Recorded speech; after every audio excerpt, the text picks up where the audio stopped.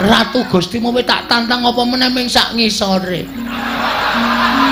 Kowe iki senopati, kowe iki sak ngisore ratu. Ha jelas wedi aku. Lho kita iki jelas wani aku ora ana wedine Bagonge ora ati ana sapa. Yen ora wani harus diaki sing tak wedeni apamu. Metu njaba. Piye? Metu njaba. Gong tak tutuk sirahmu kowe. Iki peresmian masjid ora clemongan cangkeme. Aku kan metu njaba. Gelem ora gelem ya. Sasake apa kok. Terserah lah pokoke. Manut aku pokoke. Tiket bergabung. Apa iya? Aja seru-seru. Piro? Manut cahe kelase. Paling sithik 350. Yo aku tadi siji nyolak bayar kenceng. Nah, tetep saiki wis dadi ditulis sebagai anggota Linmas Karangkadempel. Yo Bagong, boleh bergabung. Balik ke. Apa tau? Balik ke. Ora tok balik ke aku moh ngewangi bapakmu. Bapakmu ki ora duwe niat kaya ngono kok malah digunakake karo anak-anake sing tumindahe sing ora apik. Ayo balik ki. Alah, mau wong golek rezeki sithik kok tok penging to, Den. Mbok ora masalah. Ora ana sing menehi Bagong lek jaluk Jaidan. Kene Bali. Meng mampir tok. Ndekno aku dijaluki. Wis nyekel Bagong lah kok malah kowe ning mburine Bagong. Yen mboten nginten babar pisan menawi kula kawon kalian Bagong. Lho. Si Adi kalah karo Bagong kawon. Kula dipun gulung dening Ponokawan Bagong. Midanget napa mboten? Niki lagi dadi lakon begini. Aja kok Setyaki. Bathara Yama dipati ta. Edan tenan. Yama Dipati iki dewa tukang jabut nyawa. Lho, kula jabut untu kulino. Lah niku ora dikon jabute tak jabut kok. Neng ngono Sencaki wis kalah karo kowe. Kalah, Sencaki wis manunggal kali kula. Ndara Sencaki wis manunggal kali kula wis dadi tahanan kula. Mula Ndara Sencaki pun mboten manut kali Ratu Ndarawati. Ning manut karo Bagong. Lho. Apa ngono Setyaki? Nyuwun pangapunten Koko Prabu. Kula mboten badhe manut kalian sinten-sinten kejawi kalian Bagong. Jagat Dewa Bathara Setyaki. Mboten dawuh. Iki lelakon apa ora kaya ngene iki? Mundur mboten. Setyaki aja kaya bocah. Mundur mboten, boten mundur. Paribaksa kula ingkang kunduraken. Weh lacal. Ya kaya ngono kuwi sing tak karepake. Si Adi kudu bantu lawan pun Kakang Yayi. Al-Fatihah tujuh Tiseno Nugroho. Bismillah.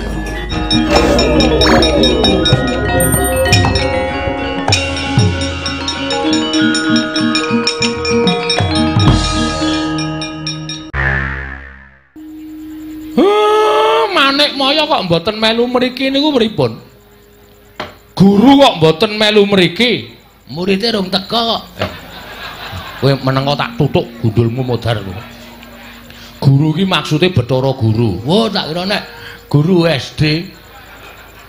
Guru kok mboten tekan mriki pripun? Lah nek pancen guru niku rumangsane kaya arep dikembari karo panguwasane merga Semar arep bangun kayangan. Kudune nanjehke dhewe teng mriki. Ora kok utusan Sinuwun Ndarawati, mengke ndak seling surup. Mengke ndak kleru. Nek kula matur karo sampeyan akeh-akeh sing kula aturke, mengko sampeyan ngaturke kalawan Hyang Pikulun Bathara Guru mboten padha kali sing kula omongke, mengke ana sebutan dandang dikandhake, kuntul-kuntul dikandhake dandang. Witing perkara janjane kabeh ing dumadi wonten jagat niku merga perkara seling surup kaya ngeten iki. Mula nek kepengin Bathara Guru niku ngerti sejatine apa to karepe Semar, niku mangaturi tindak mriki guru ken tekan mriki. Kula kandhanane, kula jerenge goboke Manik Maya. Supaya ngerti karepe Semar, ora kok utusan karo Nata Ndarawati. Niku jegese guru niku mboten wani adu arep karo Semar. Merga kula sing duwe penjangka bangun kayangan. Ngoten. Terus tutusan kali Sinuwun Ndarawati. Terus karepe pripun? Karepe guru pripun? Aku napa pengendikane Wang Pikulun Bathara Guru. Dina samengko Kyai Semar utawa Kakang Semar Badranaya kinen murungake nggone bangun kayangan. Nek kula ken murungke kula ora iso. Kula ora gelem murungke bangun kayangan. Merga guru ora ngerti apa to wigatine nggen kula bangun kayangan. Coba aku tak ngerti wigatine apa. Wigatine ora kok perkara kula niku pengen bangun kayangan papan sing magrong-magrong kaya kayangan Suralaya sing dumadi saka Jamrud Hergeni Mas Mutiara niku mboten. Kayangan niku papan sing becik, kayangan niku papan sing apik. Wonten kayangan mriku mboten wonten rasa memungsuhan, ora ana rasa regejegan. Anane mung ayem tentrem, macinamatan daya dinayan. Uripe yen abot padha dipikul, yen enteng padha dicangking. Niku wong urip enten kayangan mriku. Mula kula kepengin bangun kayangan. Ngamarta niku embane kaya kayangan. Uripe para kawula embane kaya urip enten kayangan. Mboten kok kula kepengin bangun kayangan wujud papan sing magrong-magrong. Sampeyan niku pripun to, Den? Titis Wisnu kok mboten tanggap sasmita niku pripun? Kudune sampeyan iso matur karo Iwang Pikulun Bathara Guru kalih Manikmaya napa sing dadi karep kula. Ora kok sampeyan ming mambangun miturut dawuhing guru, dumeh Bathara Guru niku sesembaning para titah sampeyan kon ngalor kon ngidul dibalangke ngetan ya ngetan, dibalangke ngulon ya ngulon. Kula nuwun sewu, sampeyan niku ratu apa watu?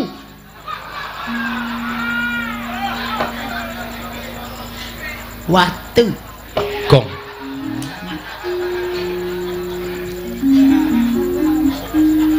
Coba kula tak takon. Sampeyan niku ratu napa watu? Nek sampeyan niku ratu, mestine nek dikongkon ngalor, dijlentreke riyen karepe pripun? Terus kudune kepripun? Niku sampeyan miterang karo Bathara Guru. Ora mung manut grubyuk ngalor ngidul-ngidul. Kula ngerti karepe Bathara Guru niku kula ngerti. Dheweke ora wani tekan kene merga Sor Prabawa karo Semar. Waduh. Glelenge Sor Prabawa, Sor Kretek. Gong kuwi nek nyaut kok mesti elek to. Merga wedi kali kula, tumuli utusan karo sampeyan. Pamrih napa? Sampeyan niku bendara kula, sampeyan niku pepunden kula. Terus nek sampeyan paring pangandikan kali kula, kula wedi karo sampeyan, tumuli kula murungke karep kula. Mboten no. Mboten. Ampun malih kok sampeyan Bathara Guru sing dadi sembaning para titah tekan riki menging karepe Semar. Mongko gegayuhan kula niku apik, gegayuhan kula niku becik. Kula nek gegayuhan apik sarta becik, aja kok sak pepadaning titah sing elek-elek karo Semar. Lah mbok dewa kayangan kon medhun kabeh teng riki. Mboten ajeng kula paelu sinuwun.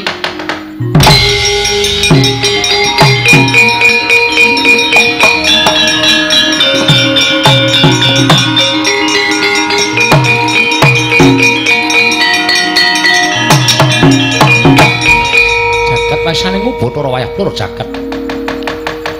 Dadi ngono to karepaning Semar Badranaya.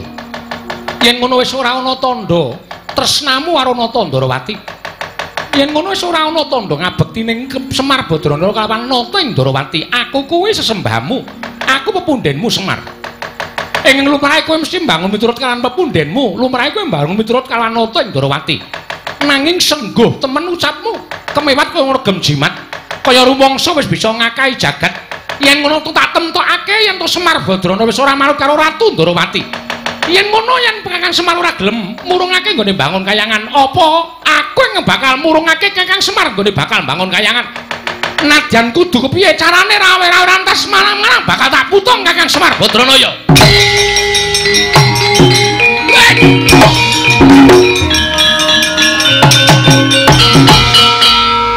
Ngopo Gong? Arep jengklet kesangkut. Kok ndadak kesangkut? Kurang trampil aprei 5 dina. Ayo. Keprigel aku suda iki. Waduh. Arep ngopo kowe maju? Arep mangsuli Sinuwun Ndarawati. Bagong iki perkaraku. Iki ya perkaraku kowe bapak kowe. Kowe wong tuaku Pak. rumangsane nyepelekke karo Semar. Semar ki bangun kayangan ora mung pisan iki. Semar ki bangun kayangan wis bola-bali. Biyen jaman Semar isih ngrekoso. Ha ta, Pak? Panen dele. Bali panen dele tukokke cagak siji, nggo panggo bangun masjid kono, masjid kene, masjid kene. Sapa sing ora kepul tangan Budiro Semar? Ha ta, Mir? Mbok Pak ngono, Mir wae. Ya. Aku mung arep bangun kayangane kok ana pepalange, rumangsaku kok dumeh dikongkon Bathara Guru kok arepe terus menangan dhewe. Bagong kowe arep ngopo? Lho, arep nesu. Nesu karo sapa? Lho, karo kowe. Kowe gelem ora tak nesoni? Aku ora ana perkara karo kowe, ning karo bapakmu. Sinuwun. Ampun kaya ngoten, Sinuwun. Sampeyan kok terus ajeng menggak karepane bapak lembangun kayangan. Bapak niki duwe niat apik lho. Wong duwe niat apik kok dibebeda, wong duwe niat apik kok diganggu. Arepe pripun kula nyuwun pirsa nyuwun pangapunten. Apa ya? Ora kaya omonge ra jelas kok. Kok kula nyuwun pirsa karo sampean. Karepmu piye? Sir sampean pripun? Bapakmu kudu leren nggone bangun kayangan. Ora iso, wiwite urung kok leren. Ya Mar ya. Tenang Mar, tak bantu Mar. Wong aku iki karo bapak sayang, bahwa aku tresno karo bapak. Nganti aku dadi letkol kaya ngene iki nek ora saka bapak ora bakal iso kelakon. Letkol apa? Letkol Sukino. Ayo. Aduh engko nek ngetokke Bandi jenenge Sukini ya terus ora apa-apa. Rumangsane padake ora. Sapa sing ngagro-agro bapak? Aku sing ora trima. Aku sing ora trima pokoke. Nek Sinuwun Darawati ajeng kepareng bebeda karepe bapak nek kudune lho. Kudune sampeyan niku kudune niku bijaksana. Kudune sampeyan niku ngenggoni rasa rumangsa. Sampeyan karo bapak niku ngomong para Pandhawa. Nek Semar duwe gegayuhan, kudune nata Darawati niku nyengkuyung, ora kok malah bebeda. Tor niki lak dienggo kabecikane negara Ngamarta. Ora dienggo kabecikane bapak dhewe. Niki ora gegayuhane pribadine bapak. Ning bapak goleke anu dibantu reng golek anu. Kuwi kata-kata ya ora apal. Kabagyaning wong iki kabagyaning wong liya. Sing bapak dhewe wani ajar-ajar ya, Pak.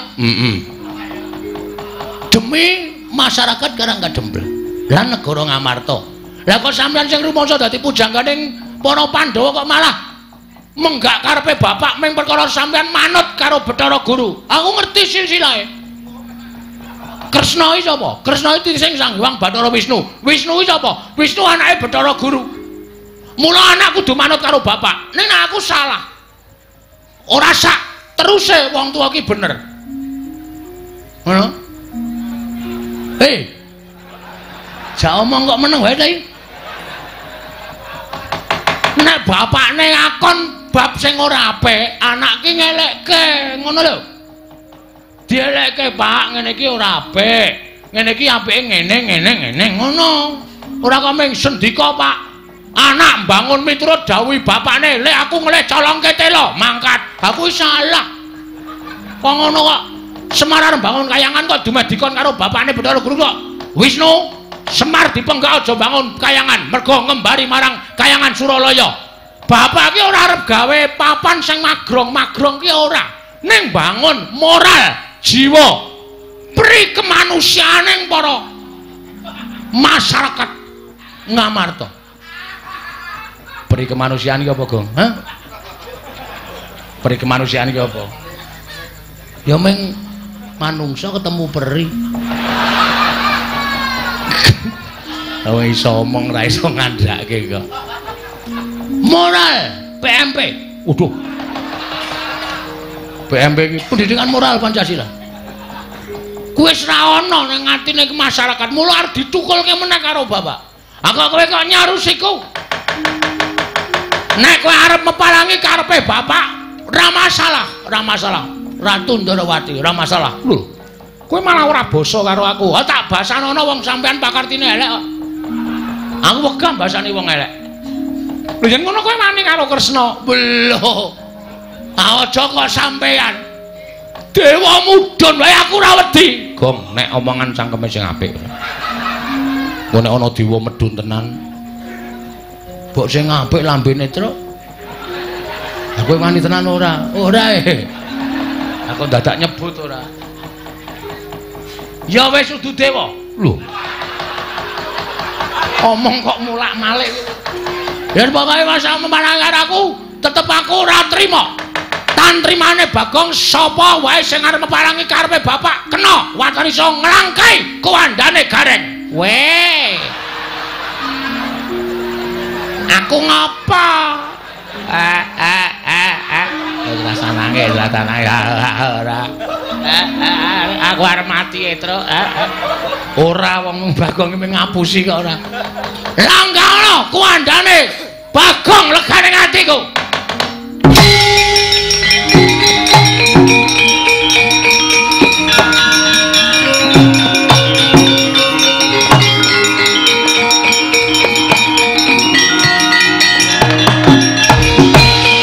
Bagong, non. Ngguku karepe dhewe panungsmaning jajalanat. Kowe wani gendak sikara, kowe wani nyuwara elek karo Kanjeng Prabu Ndrawati. Kowe nyawang ora aku sapa? Lho. Iki piye ta iki? Sone iki nek dapukane ra apal takon sutradarane. Kok takon aku sapa? Lah kowe iki Sencaki. Wong kok ora ngerti karo dapukane. Aku sapa? Senopati Ndrawati. Sapa sing wani karo Koko Prabu Ndrawati tandhinge Setyaki? Yen ngono kowe wani karo Setyaki. Nun sewu nggih, Mas. Ratu Gustimu wis tak tantang apa meneh ming sak ngisore. Kowe iki senopati, kowe iki sak ngisore ratu. Jelas wedi aku. Lho iki jelas wani aku ora ana wedine Bagonge ora ati karo sapa-sapa. Yen ngono wani harus Setyaki sing tak wedeni apamu? Metu njaba. Piye? Metu njaba. Gong tak tutuk sirahmu kowe. Iki peresmian masjid ora cemongan cangkeme. Aku kan metu njaba. Gelem ora gelem ya. Sasake apa kok. Terserah lah pokoke. Manut aku pokoke. Metu njaba metu apa? Ayo legandang dereng metu njaba tutut Raden Setyaki.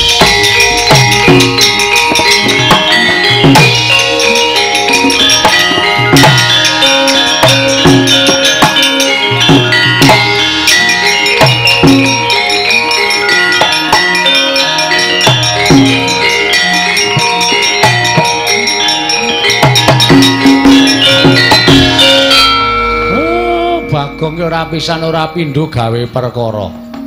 Aku gah nek kon ngewangi perang musuh Ndara Sencaki. Aku gah Gong nek kon ngewangi perang musuh Ndara Sencaki kae wong ampuh. Ora usah do melu-melu. Tak lakonane dhewe. Kowe kalah. Sing ngomong sapa, Pak? Giri Lusi jalma tan kena kinira. Cacing kae kala mangsa iso tekan pucuk gunung, mula aja sok ngembe karo wong, aja sok ngilani karo wong. Aja tok sawang blegere ming wujud Bagong kaya ngene. Sawangan, Pak. Aku ning alun-alun. Alun-alun ngendi areng kadempel kok alun-alun? Lapangan bal-balan. Aku gelut karo Sencaki kalah trima suduk salira. Nek pancen wani kowe nututana Sencaki. Sik. Lho. Kok kowe sik piye? Awak dhewe jane ndek jagon. Lho. Sapa jagone? Ki do ngopo ya ning mburi iki? Malah wis ganti training barang arep gelut e. Lho, arep gelut karo sapa? Riki tengok riki tak kandhani. Satriya-satriya jare mau sore Kakang Semar tak bantu lahir batin. Yen ana apa-apane kekuatan aku bantu kekuatan. Omong apa kowe? Bareng kene geger kok malah do udut-udutan. Mbakku larang e. Mbakku le njaluk kowe. Weh ngawur. Le tuku, le nyolong. Wah. Nyolong kok pamerke. Ndara karo kaca? Iya. Wah, iso metu kebule irunge. Sajake enak tenan udute.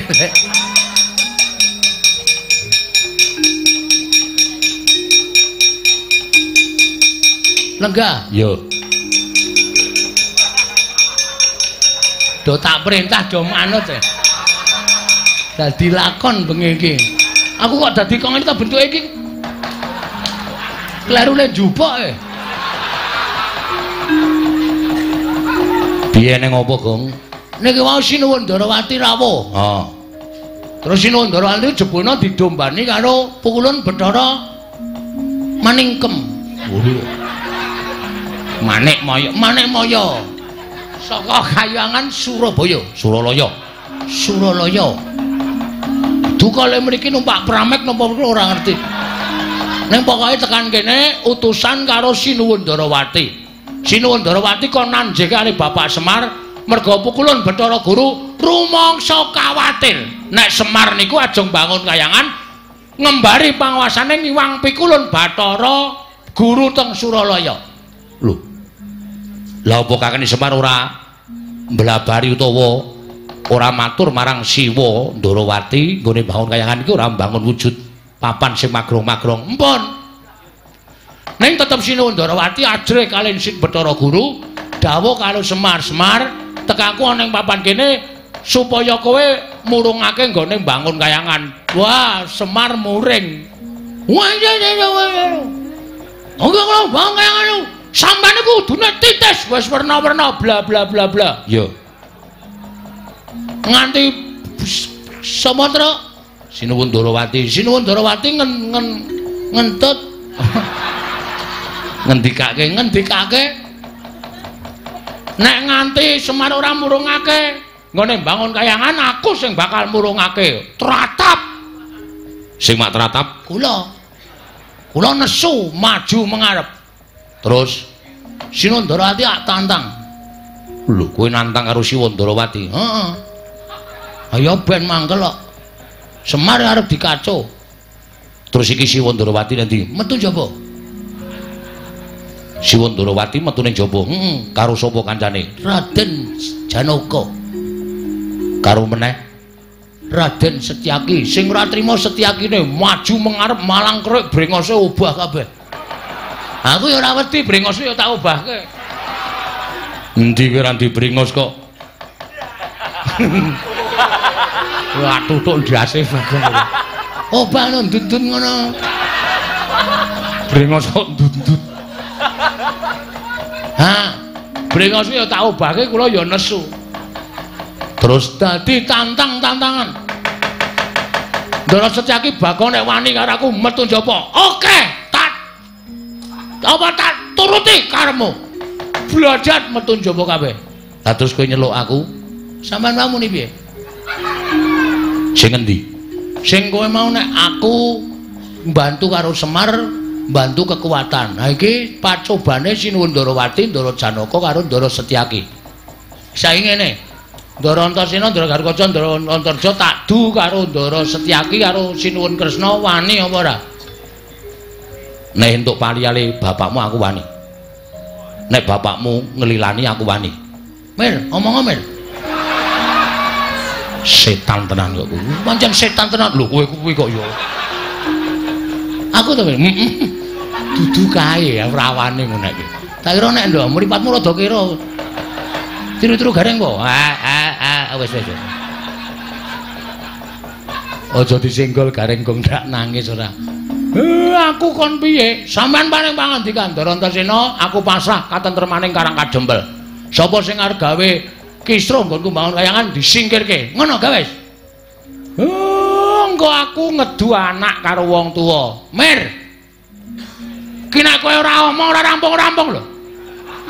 Meng ana omong ngono aku ki wong tuwa nganggo petung. Petung.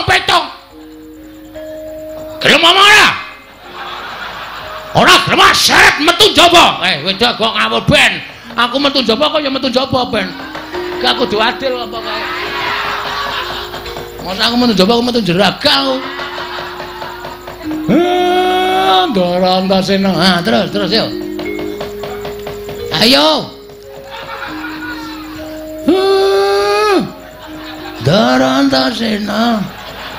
Kula pasrah katentremaning Karang Kadempel. Sinuwun Ndarawati mangundurke. Pun omong sing ngomong cangkemmu. Oh cangkemmu mbone ra jamak-jamak ketara ya. Ngerti? Ayo wis. Den. Nek pancen kudu kaya ngeten lakone nggih pun dilakoni mawon. Merga kula niku duwe saloka sing becik bakal ketitik, sing ala bakal ketara. Nek Sinuwun Ndarawati duwe niat jahat, duwe niat ala karo Semar mesti ketara. Sampeyan nek belani karo tumindak sing apik diayomi karo Gusti sampeyan, Ndara. Panjen bocah siji iki mesti gawe perkara. Ora aku sing gawe perkara. Sing gawe perkara ya wong-wong sing arep ganggu karo kowe kuwi, Pak. Iya. Ya wis nek pancen Sinuwun Ndarawati karepe ala karo aku, mongko aku ra mbibiti ala. Wis to, percaya. Sapa sing tandurane apik, tukule ya bakal becik. Sapa sing tandurane ala, mesti bakal keweleh. Tenan, Pak. Ning aku njaluk karo kowe. Aku ora duwe, Pak. Kowe sik to. Aku njaluk karo kowe. Kowe aja ming meneng bae. Ning kowe iki grisane ya. Meng ketemplokan kupune keleke kok. Aku njaluk tulung karo kowe. Kowe ya melu tumandang karya. Siapa? Sendika ngestakaken dawuh. Aja meneng bae, nggih. Nek iso perang ning nganggo akal. Maksud lu karepku perang ning aja nglarani. Nek iso nganggo budidaya igo pertikel piye carane mungsuhe kalah. Ning kalahe kalah wirang ora tatu ora lara. Oke, mengko tak gawene, Pak. Iya. Ayo ngaten sampun cekap. Kula matur sampun Bapak Semar. Menawi lepat Diagung Pangaksami keparang medal Jawi mbibaraken para kawula ing sampeyan gantung sibuk. Nah, kowe iki nek gelem basa apik ya apik. Ning nek wis omonganmu sakarepmu dhewe iki kaya ora weruh tata krama. Tapi ini anu, Pak. Tapi ini piye? Ini apa niki ungkapan hati masyarakat kecil seperti saya, Pak. Iya.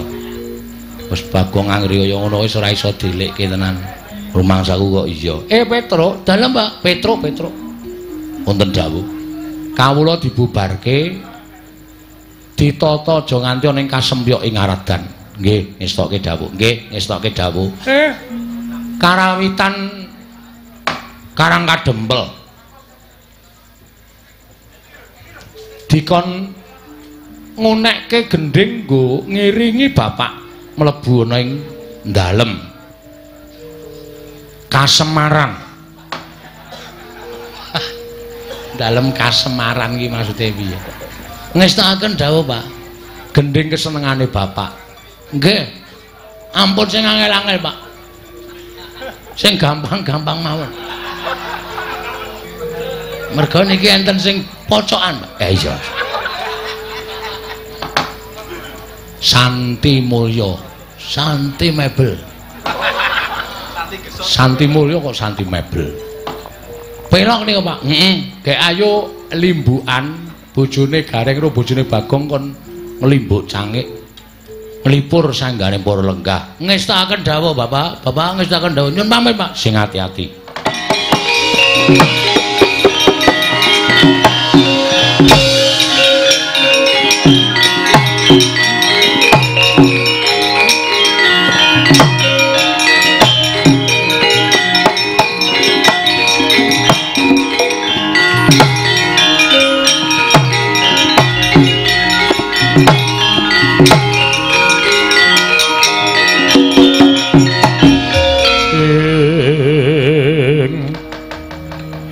Kacarian putra lamun kawekasan yeka wisang geni maya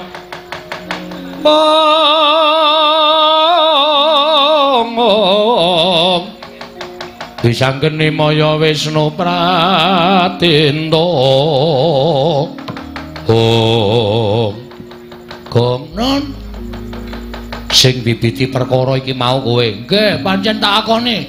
Kula sing nantang Ndara Setyaki, kula sing wani nduwa kekarepaning Sinuwun Prabu Ndarawati. Lah, mula aja nganti dikira Antasena karo kakangku Garukaca Kingko melu-melu perkara iki. Nek pancen kowe wis wani nantang kudu wani nandingi. Waduh. Kok kula lah sampean? Mengko nek kowe tanding kowe kalah, aku ngewangi iki wangun. Ning nek kowe durung tanding kok aku wis ngewangi kuwi ora wangun. Mengko ya nek kula meng kalah, nek modar ora usah kuwatir tak uripke. Nganggo napa? Nganggo banyu sungutku iki. Ki nek diperes metu banyune iso nggo nambani wong loro nguripke wong tekaning pati. Yakin? Ya. Ora ngapusi lho iki. Ora. Anakku jek cilik-cilik lho. Ya. Nang nganti aku mati tenan, sing ngopeni anakku sapa? Wis ora usah kuwatir. Mak cilik Setyaki kae tanding ngono sik. Engko nek kowe kalah mlayu ning anakku, aku tak sik rembugan karo mak cilik Setyaki. Estu nggih, Den? Ya, Ndara Garukaca nggih. Ya, Bagong ora usah kuwatir. Nyuwun pangestu. Dikira wedi karo Raden Setyaki tak ngetokke kekendelane Bagong. Ya, sing ati-ati ya, Gong. Nggih.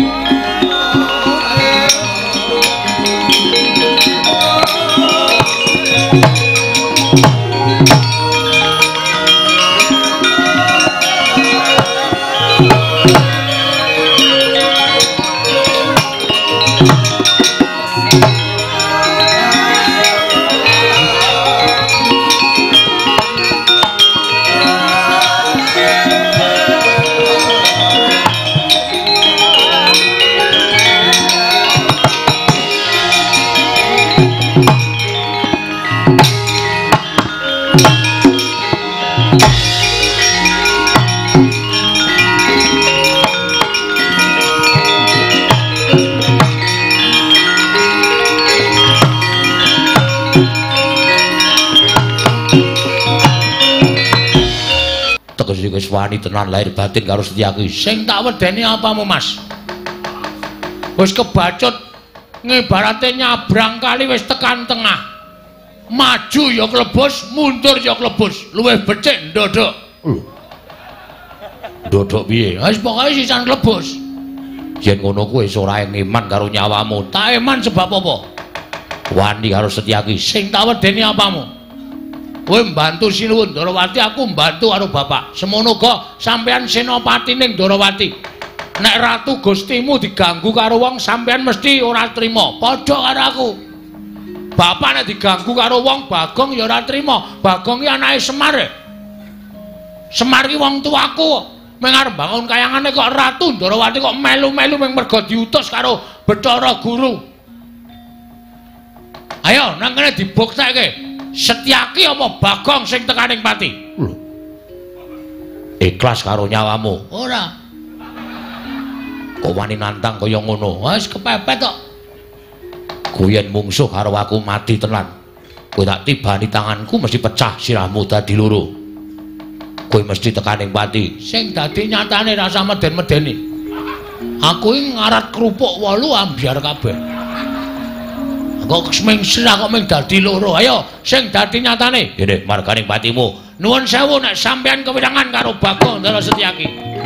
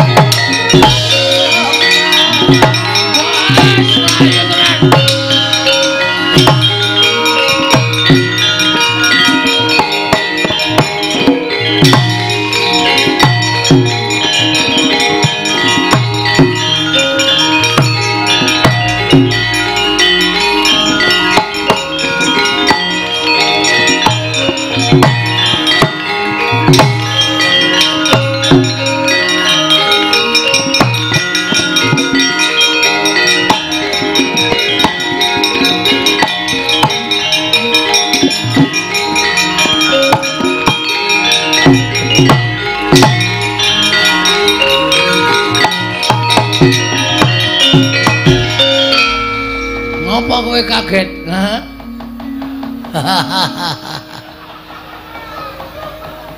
Anggir Antasena. Oh, Mak Cilik. Anggir Garukaca. Inggih, Paman. Anggir Antarja. Inggih, kula Paman. Kok sami lenggah wonten ing mriki? Lho, rombong aku wae. Rombong aku. Dadi kowe iki mau asline mung tak pancing. Aku asline wani karo kowe iki jane asline wedi. Ning kowe tak pancing kowe bungahe ngantil karo Bagong. Saiki glo wadya balaku. Samapta ing gati sawiga ing diri. Narwane karo Bagong coba saja. Potol sirahmu. Musuh Ndara Garukaca sembur melonyo awakmu. Nggih, Den. Ora. Waduh. Mbok ngono. Iya.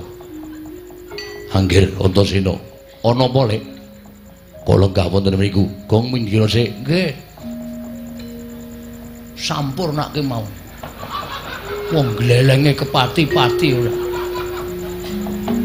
Pancen aku nang kene. Anggir Antasena wonten lenggah wonten mriki wigatosipun. Aku wis kebacut sumpah karo kakene Semar nek bantu karo kakene Semar lahir batin. Monggo kakene Semar paring dawuh karo aku ora perlu dibantu babakan Prabaya Brana Picis ning dibantu babakan kekuatan. Yen ana pacoban ingkang bakal tumama kakene Semar nggone bangun kayangan, aku sing tinanggenah supaya nyingkirke pacoban mau.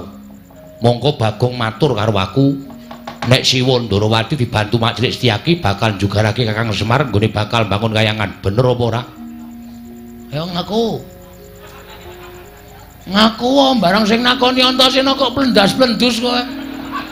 Mau sing nakoni aku glelenge raja malah Bagong pecah siramu dadekke loro. Wonge papat kok mung dadekke loro.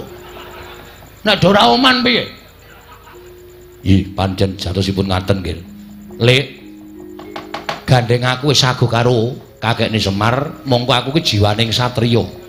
Nek nglencati apa sing dadi sumpahku, aku bakal nampa hukum saka sing gawe jagat. Mula nek Lek Setyaki, Paman Setyaki arep gawe rusak Karang Kadempel, luwih-luwih jugarake kakekne Semar nggone bangun kayangan, mungsuhe dudu sapa-sapa, ning aku, Kakang Garukaca, Kakang Antarja. Digawe rame ya gelem, dirembug sing apik-apik ya gelem. Odar.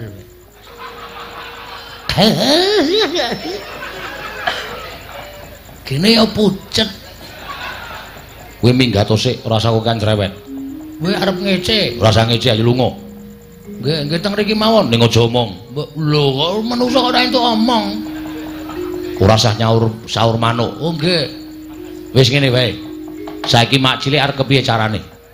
Aku ming manut Kakang Garukaca ya samapta, Kakang Antarja samapta. Tur meneh aku tak nyuwun priswa karo Mak Cilik. Nek kakekne Semar arep duwe gawe bangun kayangan kok sinuwun Prabu Ndarawati, Siwa Ndarawati jugarake kakekne Semar. Monggo ming nampa dawuh pangendikaning Wang Pikulun Bathara Guru. Sejatine kakekne Semar iki ora bakal mengembari marang panguwasaning Pikulun Bathara Guru ora. Ning bangun kayangane kakekne Semar kuwi bangun para kawula sak negara Ngamarta supaya uripe mbane kaya ning kayangan Suralaya tentrem, ayem, rukun, ora padha bentak sirah, ora padha kejegan. Rukun ayem tentrem linambaran manembah marang panguwasaning Gusti kang akarya jagat anut kapercayane dhewe-dhewe kuwi karepe kakene Semar. Supaya uripe kawula sak negara Ngamarta ki padha macinamatan daya dinayan. Ora ana rasa mungsuhan siji lan sijine. Kabeh padha sayuk rukun tembayatan manunggal siji ngangkat praja negara Ngamarta supaya mujudake negara ingkang kuncara hanjayeng bawana. Coba aturku kaya mengkono mau pikiran. Salah apa bener? Nek Wang Pikulun Bathara Guru kok arep jugarake kakekne Semar nggone bangun kayangan miturut Mak Cilik Setyaki bener apa salah? Monggo niate kakekne Semar ora bakal ngembari marang panguwasane Wang Pikulun Jagat Girinata, ya Wang Pikulun Jatimurti. Antasena wis saguh dadi betenge kakekne Semar. Nek pancen Mak Cilik Setyaki tetep bakal mbantu karo Siwa Ndarawati, Pukulun Bathara Guru. Ya wis nuwun sewu nek kepeksa sampeyan diwaneni karo anak-anak sampeyan dhewe. Diwaneni karo anakmu Randu Gumbala, diwaneni karo Kakang Garukaca, diwaneni karo Kakang Antarja. Aku njaluk ngapura nek aku wani karo Mak Cilik Setyaki.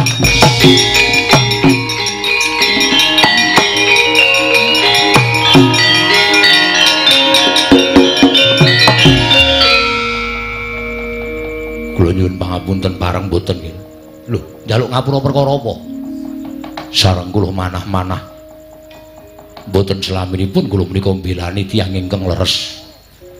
Lire mak cilik ngendika kaya ngono, kula malah manah menapa dipun lampahi dening Kanjeng Prabu Ndarawati menika namung manut dhateng perintahipun Hyang Pilun Bathara Guru.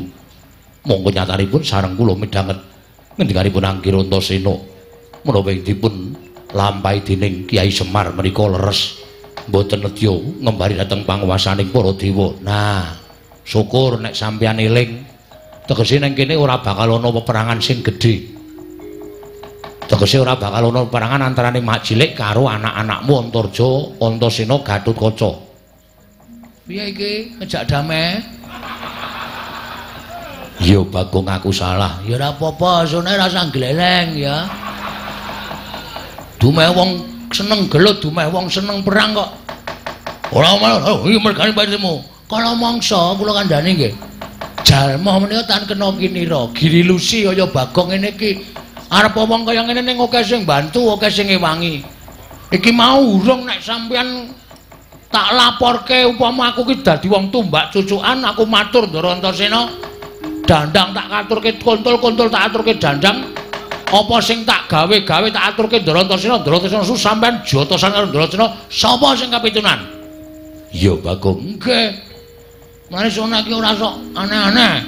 Ya ora. Piye terus arep iki madeg dhewe apa bergabung? Aku manunggal karo kakekne Semar. Ah, iki mau ngene peraturane. Peraturan apa? Ana peraturan iki mlebu anggota bangun kayangan iki ora sak penake. Ana peraturane. Peraturane piye? Syarate iki mau Ndara Antasena, Ndara Gatotkaca ya Ndara Gatotkaca ya maringi aku. Menehi apa? Lho, tiket bergabung.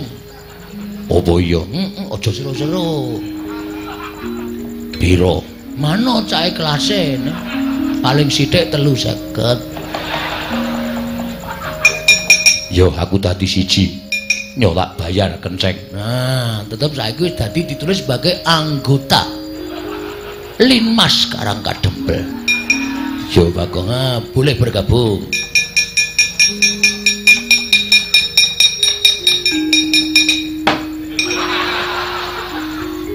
Balik ke.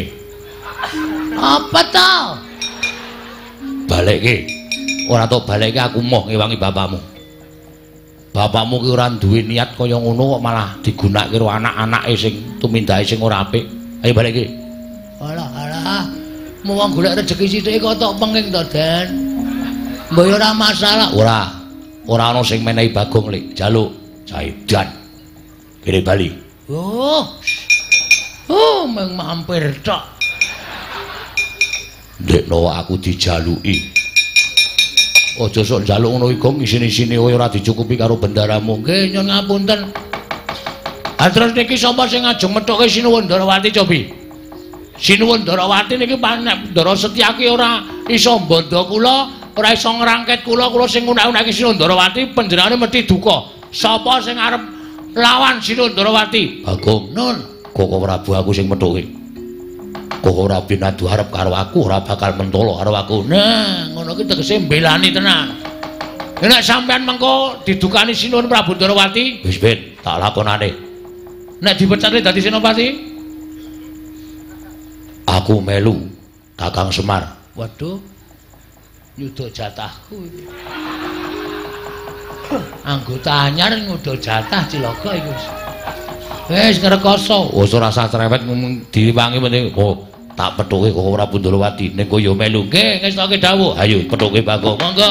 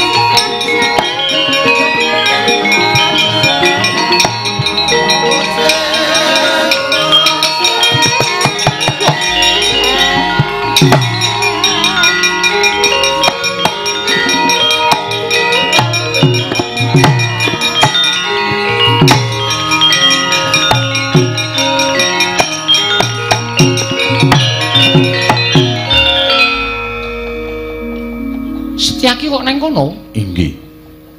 Lah kok dadi kowe malah nang mburine Bagong iki kowe mau tak dawuhi supaya nyekel Bagong, lah kok malah kowe nang mburine Bagong?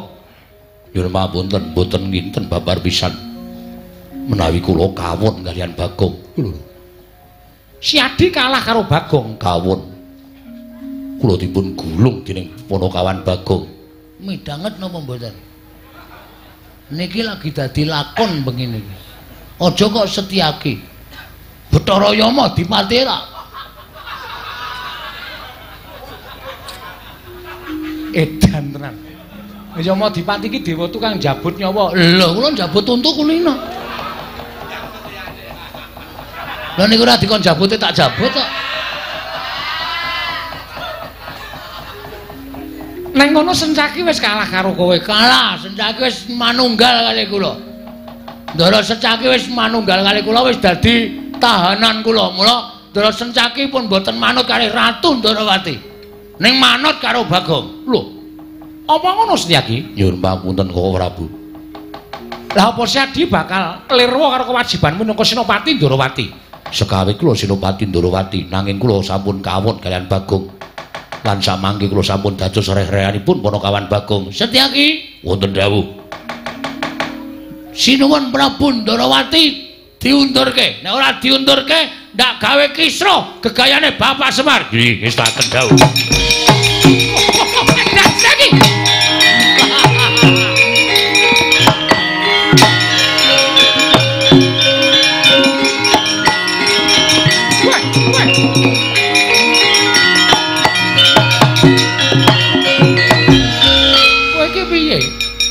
Ratu Gustimu kok tak junjung sapenake dhewe. Kondur. Lho, bali piye? Sampun ngantos ganggu kalian pun Kakang Semar. Setyaki, aku Ratu Gustimu. Samangke kula sampun kawon kalian Bagong. Kula mboten badhe manut kalian sinten-sinten kejawi kalian Bagong. Jagat Dewa Bathara Setyaki. Wonten dawuh. Pun Kakang Ratu ing Mandura Prabu Baladewa dawuh Setyaki. Undurna Nyai Kresna. Mriki ngestaken dawuh. Kowe la edan tenan iki. Iki lelakon apa ora kaya ngene iki? Mundur boten. Setyaki aja kaya bocah. Mundur boten, boten mundur. Paribaksa kula ingkang kunduraken. Weh lah karepe dhewe.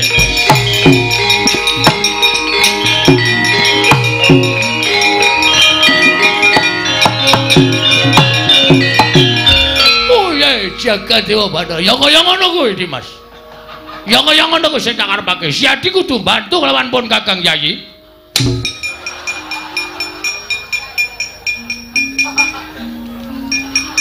Dikecake ndasku. Mergane wis kresnane wis lunga, aku isih acting. Wis cilaka iki. Wo, la edan tenan. Truk. Kowe iki ngapae? Ora tok celuk kok. Ngopo? Wo, bener kok. Bener piye? Sinuwun Ndarawati jebul pancen sing ngetutke Bathara Guru. Ketarane? Lah kae lho ketemu karo wong numpak Pijawa nggawa stop map. Iki Umar Bakri, wudu. Bathara Guru kok Umar Bakri. Bathara Guru ki dewa ning kayangan. Ah, tangane papat. Heeh. Ah, kae gelo. Gelo, mburine ana kaya wewe. Lho ndi? Wo, Betari Durga ngono Gong. Wah, iki mesti setran gondol mayit barang do melu-melu arep jugarke bapak. Lapor karo Ndara-ndara terus. Ya. Sowe. Takon karo aku Senopati Ndarawati Raden Setyaki kowe sapa? Abdi Dandang Mangure. Ya setran gondol mayit. Aku tumenggung Panigas Jonggo, Tumenggung Panigas Jonggo dasar para nyata. Ya Ndi Semar. Kon jugarake ngene bakal bangun kayangan. Iso jugarke Kakang Semar nggone bangun kayangan waton iso nyempal bau kiwa teng ning Setyaki. Piye? Nyempal bau wonten ing Setyaki. Wani halau Sing tawedene apa ora mingkas arep tebak jadamune marganing patimu Singalena prapteng lalis Panigas Jonggo.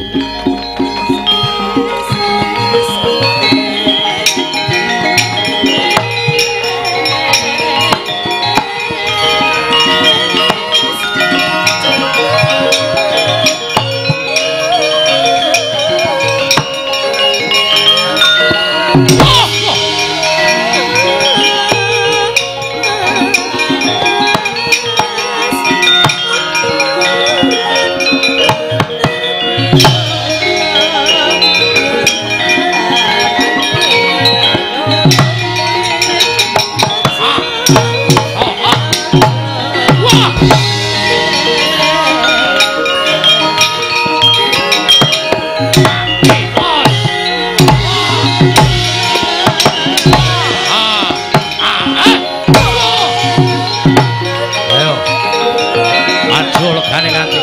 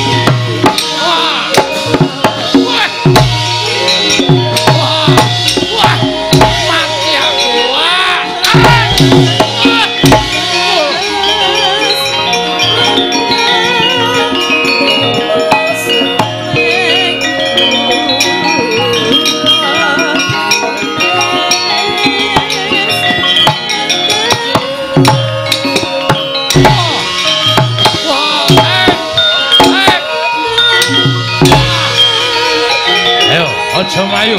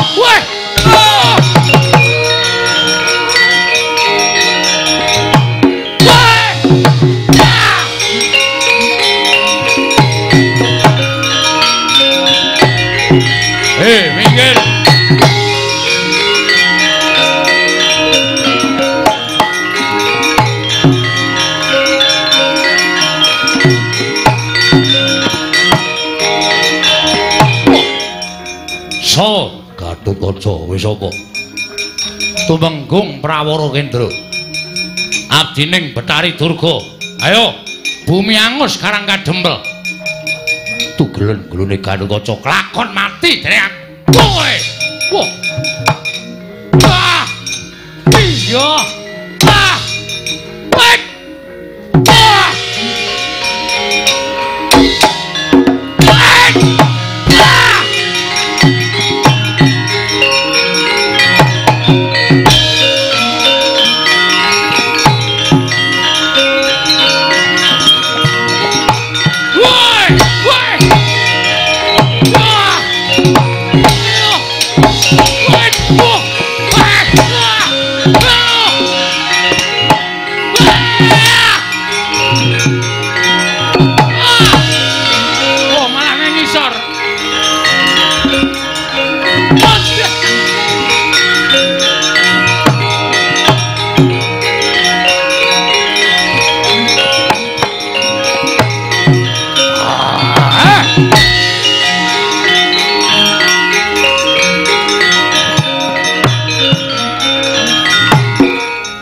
Sawa Antarja sapa? Abdining Betari Durga. Kalanjaya yo bali ora sakwadya balam. Ora bali babati gawan wah mati. Ah! Ah! Ah! Hai! Hai! Wah! Wah! Waduh!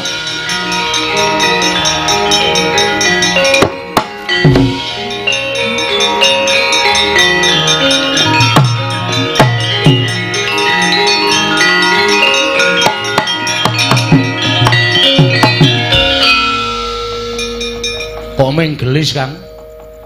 Tak candak tak bleseki ning lemah mudar. Tak pendem sisan. Ape.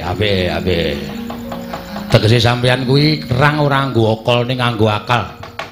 Saya mubal Wadyabala Dandang Mangure. Sing praitno ngati-ati lho Kang. Ayo Dimas.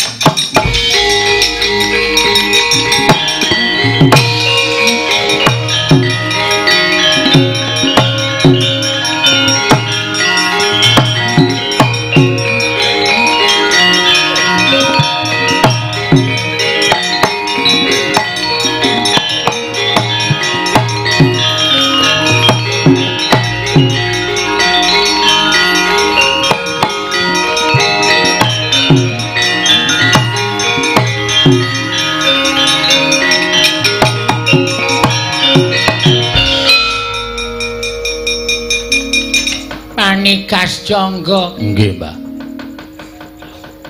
Piye mungsuh Semar menang apa kalah? Semar mboten ijin. Lho, dipun bantu dening anak-anak Pandhawa. Kula pinanggih kalian Setyaki. Setyaki? Nggih.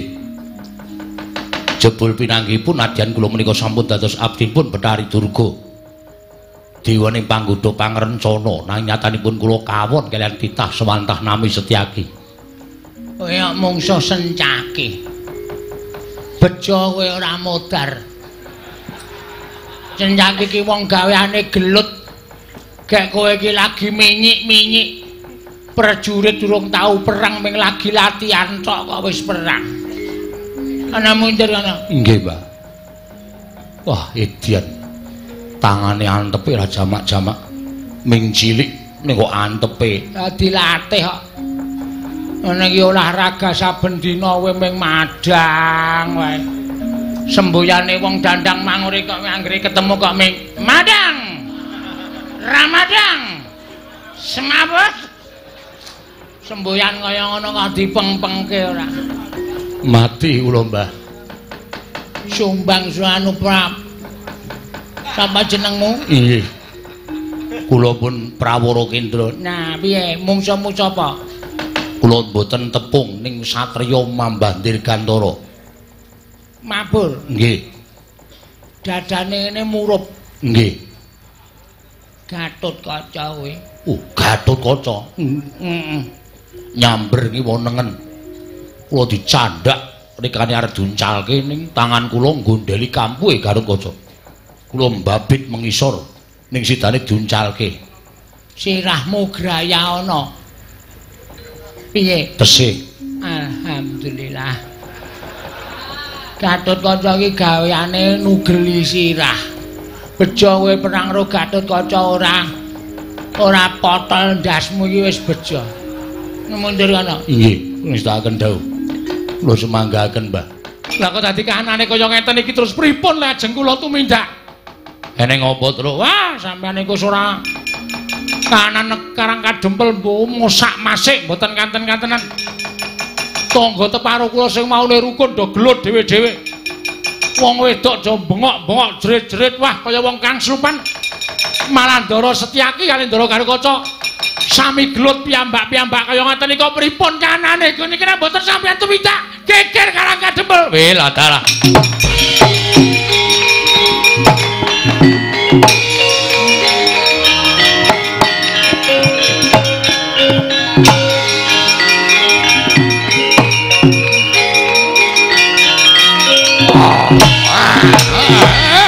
Ayo.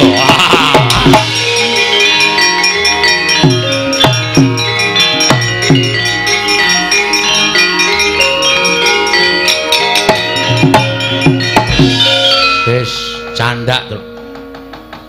Kanthi cara kasat mripat balane Bathari Durga ora wani nerajang awake dhewe. Nggih. Ning terus nganggo nggunakake cara alus. Nyebar wadyabala jim setan priprayangan berkasaan dongang slupi jiwaning kawula sakarang kadempel. Malah Majlik Setyaki karo Kakang Gatotkaca ribut kae ora kok saka karepe dhewe. Lah terus karepe sapa? Ora saka karepe dhewe karepe sinten? Mergo kae uga kesusupan jiwaning iblis. Mula sing prayitna ngati-ati, syarate ming siji. Nggih. Aja nganti ana sing ngalamun, nek ngalamun ndak kesasapan jiwane iblis. Gong, ora ngalamun lho, Le. Ngantuk ya. Ning aja ngalamun, ngantuk kena ning aja ngalamun. Ngantuk entuk mboten, Ndara? Ora entuk. Ora entuk ngantuk, Gong. Lho. Kok sirahe dikeplaki dhewe? Main mumet ndak liyer-liyer wae. Ket mau liyer-liyer saploke bar mangan mie ayam. Oh. Mangan mie ayam bareng to. Heeh, karang yo ngelih. Ha iya.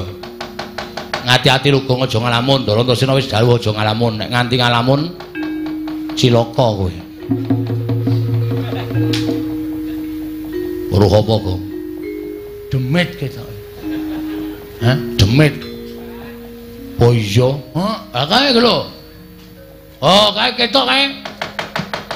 Loh. Waduh. Gareng ngono kale. Wah, wis.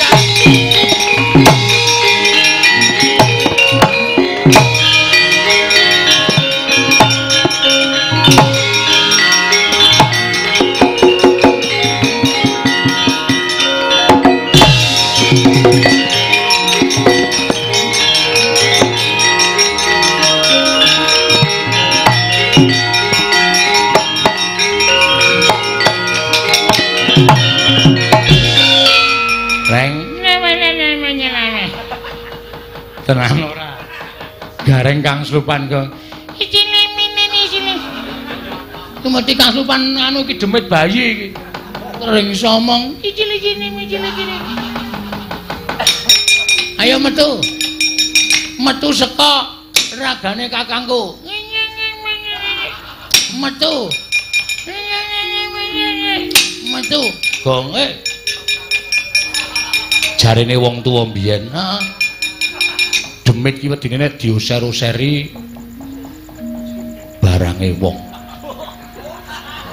Tenane? Heeh. Oke. Wis sabar. Ngono aku wae, Truk. Iya. Aku sing wis seminggu ra adus. Ya. Tak usah-usane ya. Ya. Ora. Hei. Oh, sorry. Oh, kebacut mambu kok.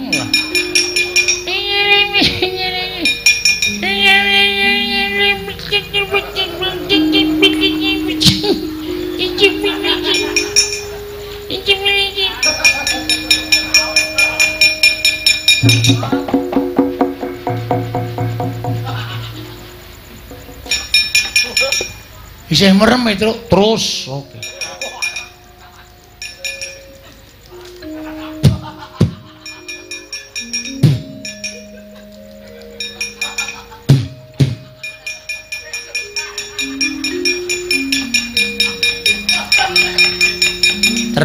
Terus.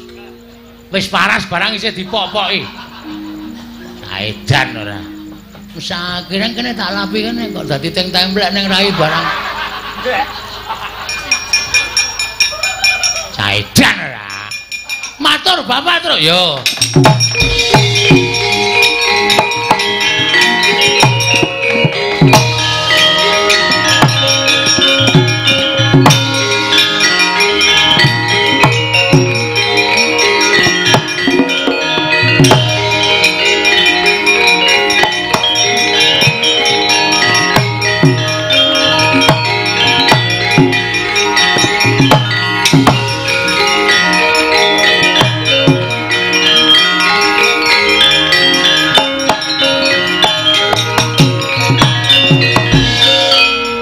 Pripun enten napa, Den?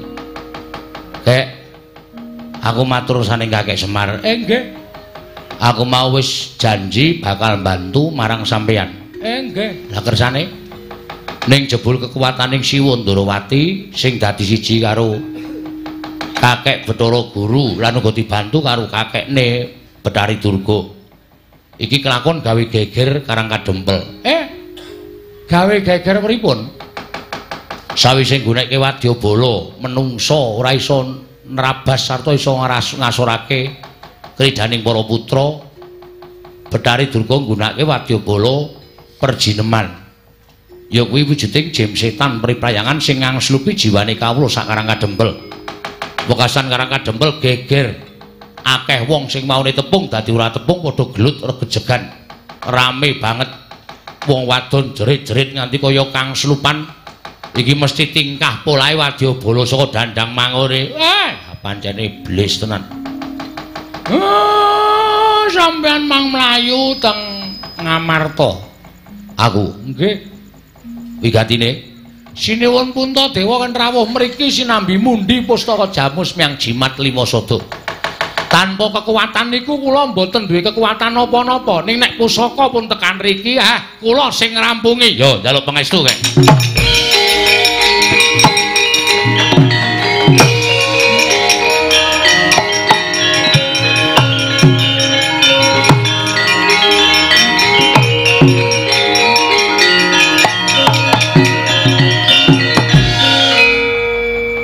Petruk dalem, Pak. Gareng karo Bagong tok jak njaga. Kiwa tengen ngarang kadempel aja nganti klebon jim setan mriprayangan. Oh nggih. Carane pendak pajupat pager sing mapan ana ing Karang Kadempel talelana janur. Oh nggih. Ngestakaken dawuh. Nek tok taleni janur ora bakal ana sing iso mlebu. Wis to, manut karo bapakmu. Nggih, ngestake dawuh, Pak. Ngenteni rawuhe Bendara Mundara Puntadewa mengko aku sing ngrampungi. Ngestake dawuh. Sing ati-ati aja lali lho, Tole. Mboten. Nek perlu kowe ya nganggo. Oh nggih, ngestakaken dawuh.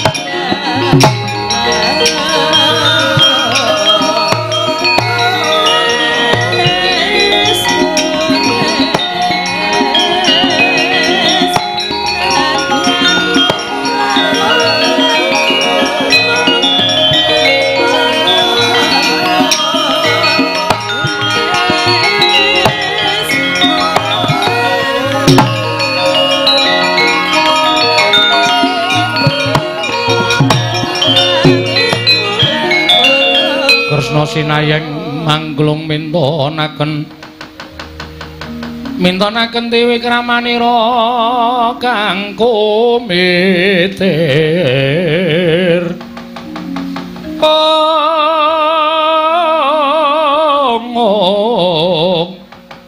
kang mitiran ing asta aneng asta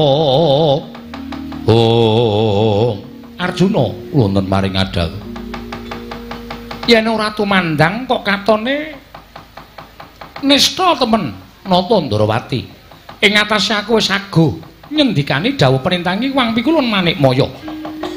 Para wadyabala Dandang Manguris padha gawe kisruh kanan Karang Kadempel mekaten Koko Prabu. Apa ora prayoga lamun pun Kakang lawan Siadin limbung ana ing jroning Karang Kadempel. Menapa mboten mangke kelingseman krana badhe kadenangan bilih kula lan paduka Kanjeng Koko Prabu tumuli nimbrung wonten telenging Karang Kadempel. Monggo nyatanipun Kakang Semar menika sampun apal kaliyan paduka Kanjeng Koko Prabu miwah sampun apal kaliyan ingkang rayipun Janaka. Sranane aja wujud Nata Ndarawati kepareng paduka. Ayo derek napa Kakang salin wujud. Aja wujud Nata Ndarawati sewawi Koko Prabu kula derekaken.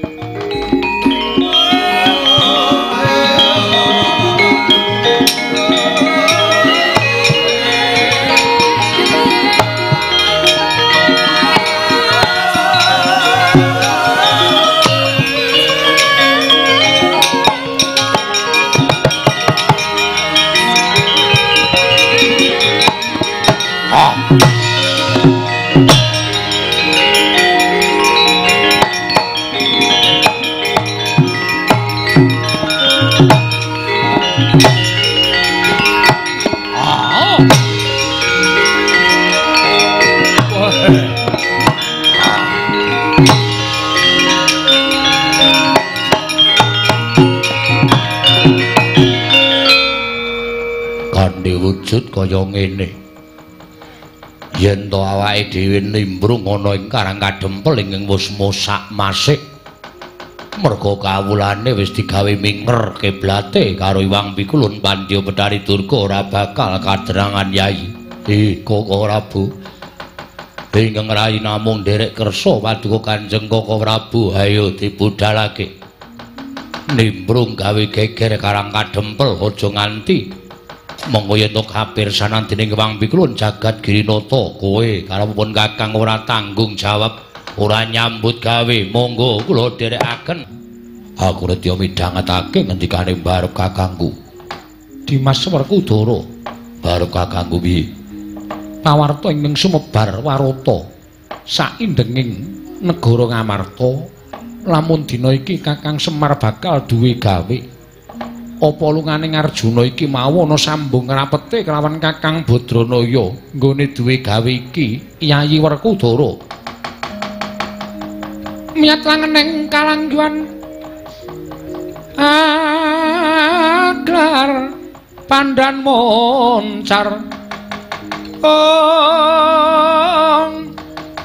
tinon ler kekonang surem sorot etan padang kasor lan pacaring purnameng gegono dasari mangsa katiga. Dereng ngantos paripurna nata ing Amarta Prabu Darma Kusuma medhar sabda kelawan ingkang ngraying Jodipati kedadak sowaning satra ing Randu Gombala Bambang Antasena karya cingak kang samya mulat tandya bala Pandhawa mbya kumulung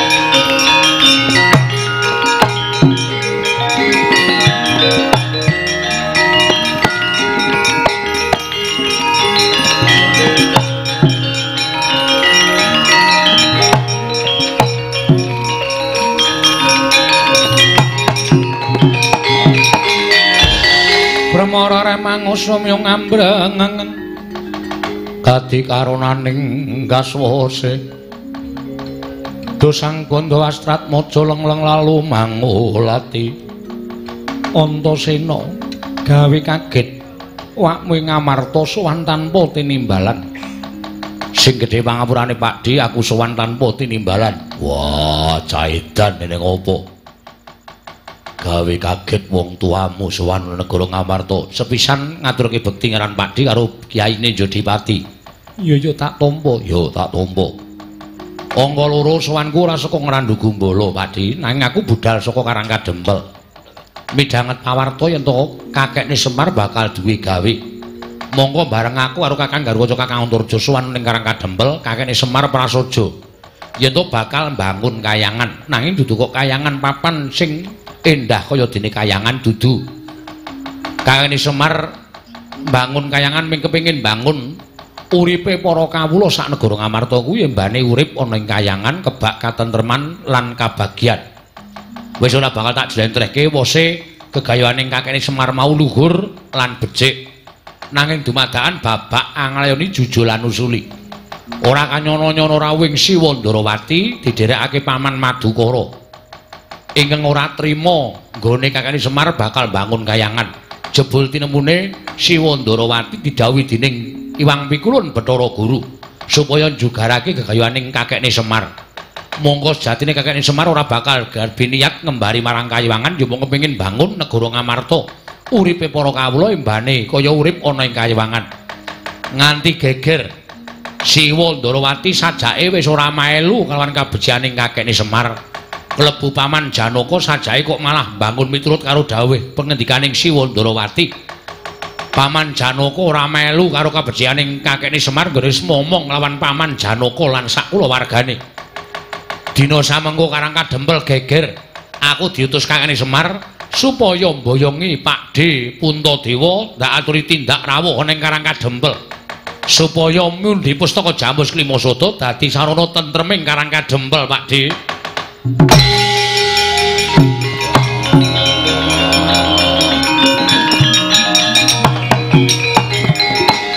Jlamprong wong edan ora ngerti labuhane karo Semar karo Dipol nganti wani bakal jugarake karo Pani Semar Badranaya.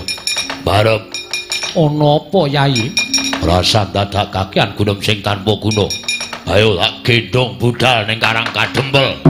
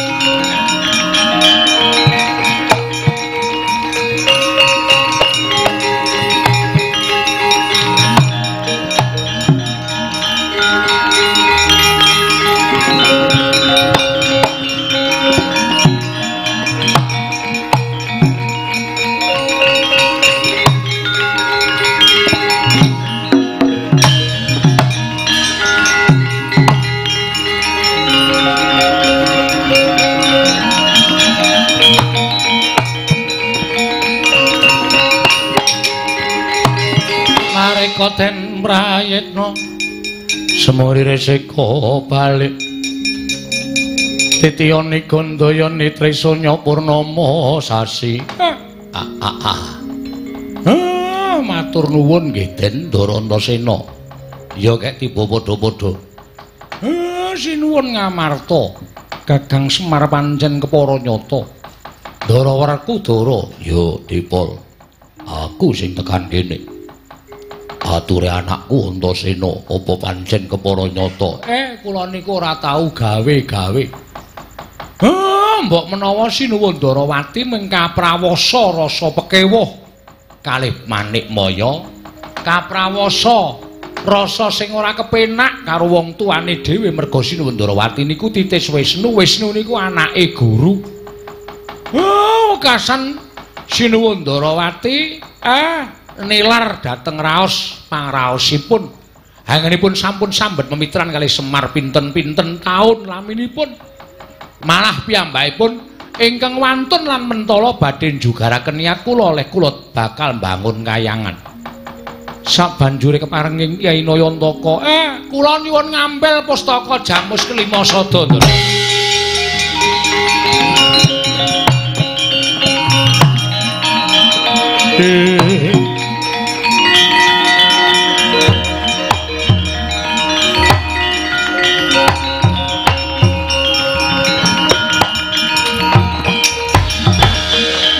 Asma bang wangaruna kadinetrane nganggo rapo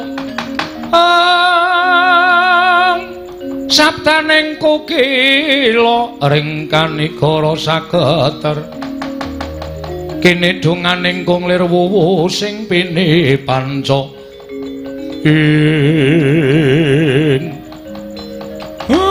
pusaka niki ajeng kula gawa mangsa Baranga Kyai Semar Ndarantasena. Piye kek? Kula njaluk karo sampeyan kadang-kadang sampeyan dor gejegan niku mang pisah. Liar misah piye kae Kang Slupan balaning Betari Durga. Sampeyan mang nyikep Ndara Gatotkaca, Petruk nyikepa Ndara Setyaki. Awak ora penak e, Pak. Gelem ora? Ora gelem tak sepatani dadi ungkrung medhi pangan ika lho. Semar kok tepung ika barang iki Ya wis nderek. Ayo Gong. Yo, aku jane arep ngaso malah. Dikon nyambut gawe. Kene ora do diungkuli pustaka Jamus Lima Sada ndak. Ora rampung perkarane.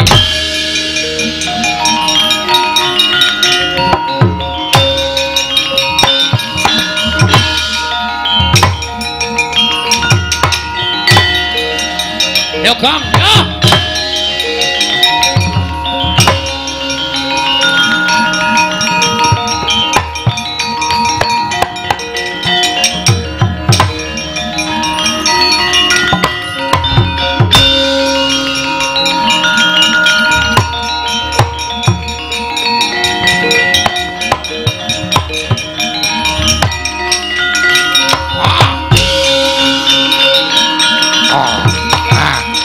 Sabar Kang. Oh iya. Iya.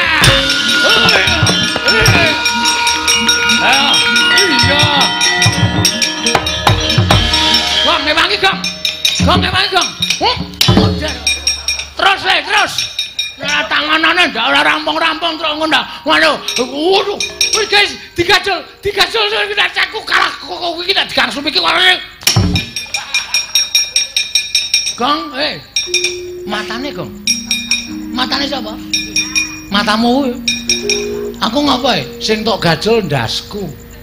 Ketoke mbok ndasmu. Pancene diang ora. Semar malah suwe banget iki, malah ngangkring. Pola wedhus tenan kok. Mer, iya aja kuwatir.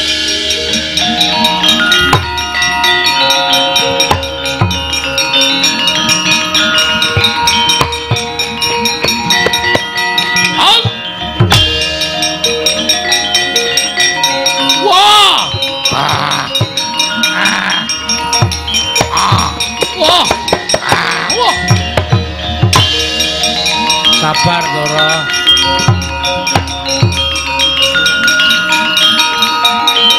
Woi.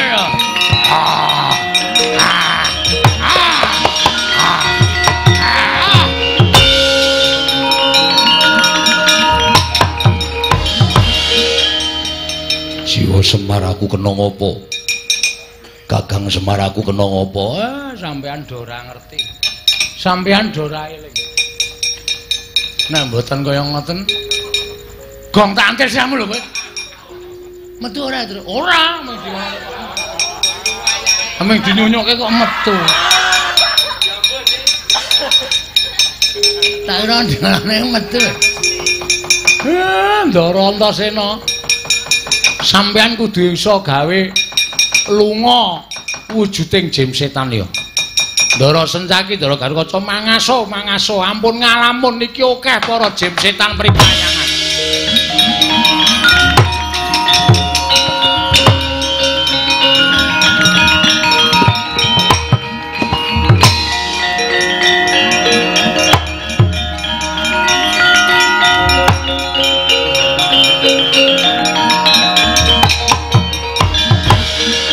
Kowe dadi kawula Karang Kadempel kok ora gelem nyambut gawe Bagong rene. Nggih. Jim setan pirang-pirang. Kawula Karang Kadempel tilik ana nek do Kang Slupan.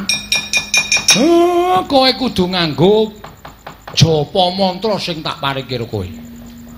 Japa mantrane apa, Pak? Japa mantrane aja dodol Pak, aku ora hafal. Ya ora.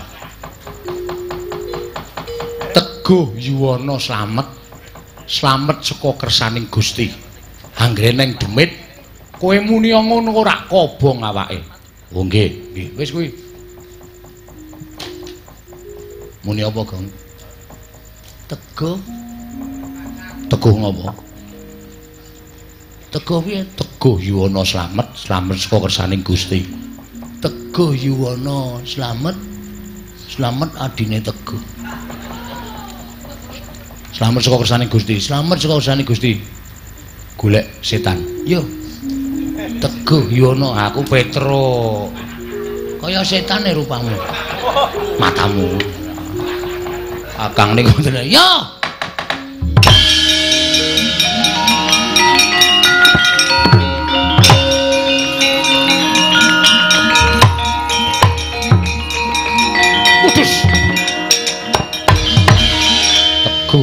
Yuwana slamet. Slamet saka kersaning Gusti. Teguh Yuwana slamet saka kersaning Gusti. Modar. Bapak iki pancen wong ampuh tenan. Ming kata-kata kaya ngono kok iso ngusir setan lho.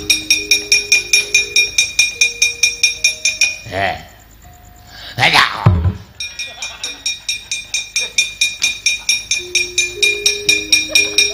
Aku kudu entuk iki, Truk. Ha iya. Nggo nyoba kok. Teguh Yuwana. Haya. Yuwana minggat. Minggat diusir Prasti.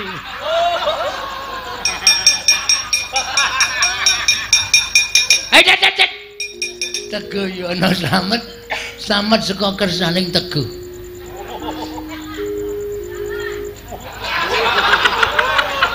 Teguh Yuwana slamet. Slamet nang ngone Yuwana. Waduh. Truk, salah ya, Truk. Petuk kene. Teguh Yuwana slamet saka kersaning Gusti. Teguh Yuwana slamet saka kersaning Gusti. Teguh Yuwana slamet saka kersaning Gusti.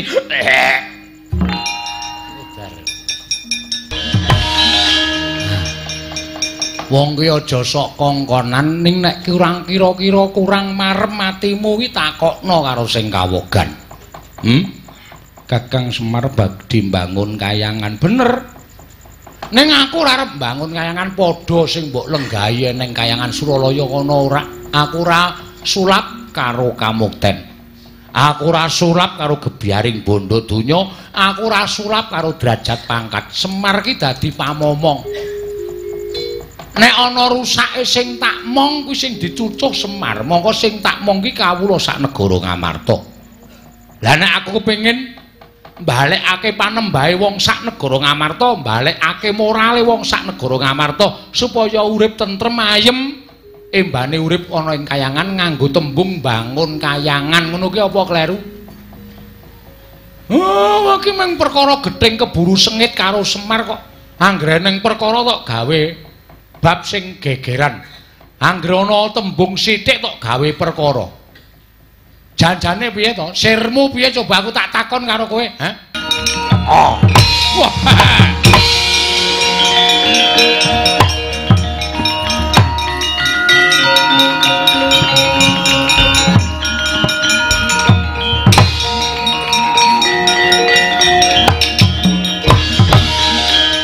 Wah, satriya gagah. Ora tepung karo kowe. Urung tepung karo kowe. Cetha lekmu dadi buta durung suwe. Lho. Durung suwe piye, satriya kondang. Saka ing Jodipati nunggul pawenang kabeh menungsa padha ngerti Raden Werkudara. Kowe ora tepung karo Werkudara. Lekmu dadi buta mung lelamisan. Durung suwe buta, durung pinter dadi buta, dadak dadi buta. Wah, gaglak limpamundi Semar yo tampanono. Waduh. Lho.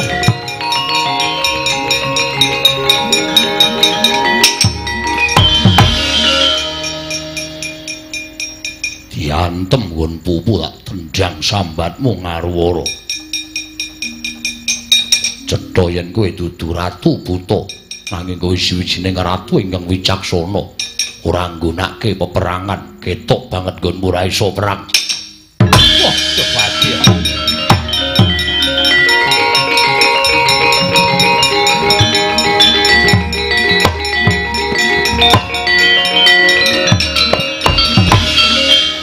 Werkudara, ya. Pun Kakang ora usah ndat nganggo pawadan sing aneh-aneh. Bathara Guru wis bali ning kayangan. Wis ngakoni nggone Kakang Semar bakal mbangun kayangan. Apa kira-kira Kresna kakangku isih bakal nyendikani dawuhing Bathara Guru sing wis nglenggana karo klumputane. Ngono ta, Yayi? Yo. Pun Kakang tak ketemu karo Kakang Semar aku tak nyuwun pangapura. Wah, syukur Kresna kakangku.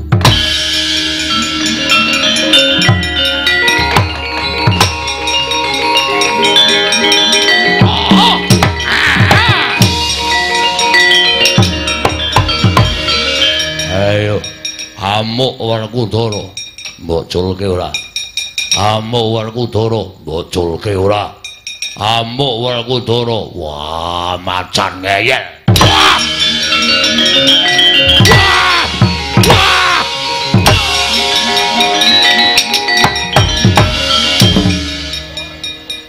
Kakang Mas. Munia. Nggih. Nyuwun pangapunten. Dadi macan nyokot sapenae dhewe ngerti watake kakangmu.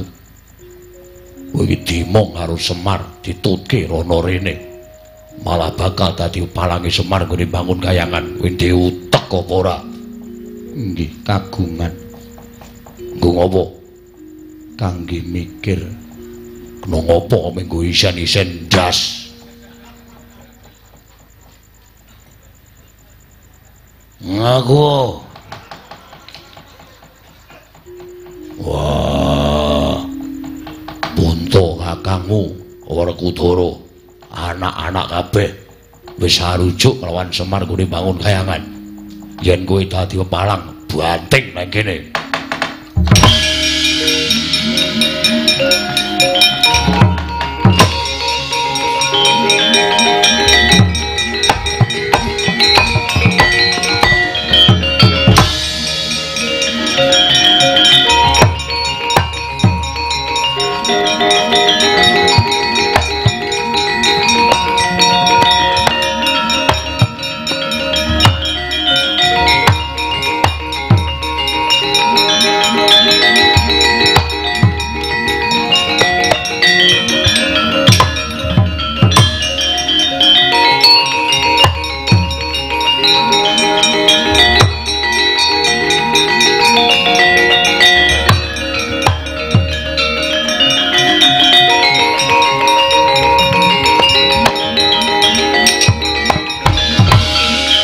Semar, aku nyuwun pangapura kakang. Mboten napa-napa.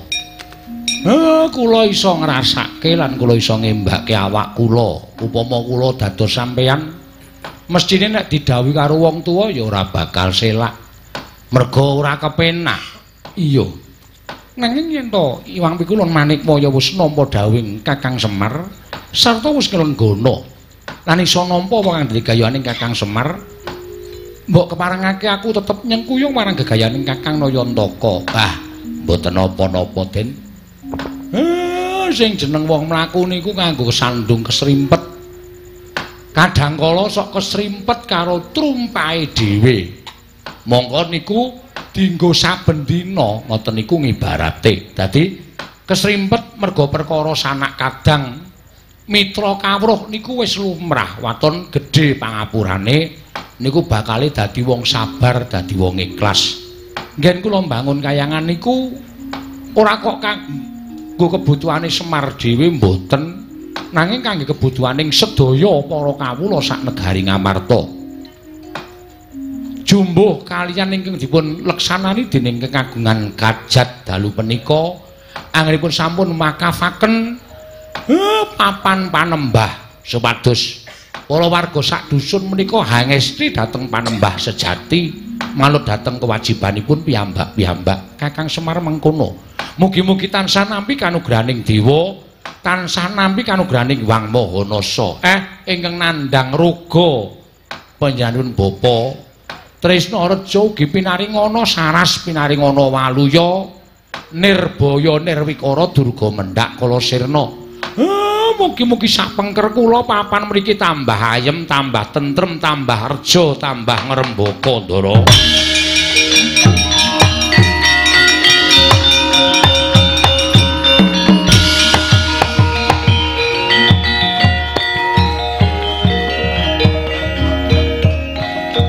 Assalamualaikum warahmatullahi wabarakatuh.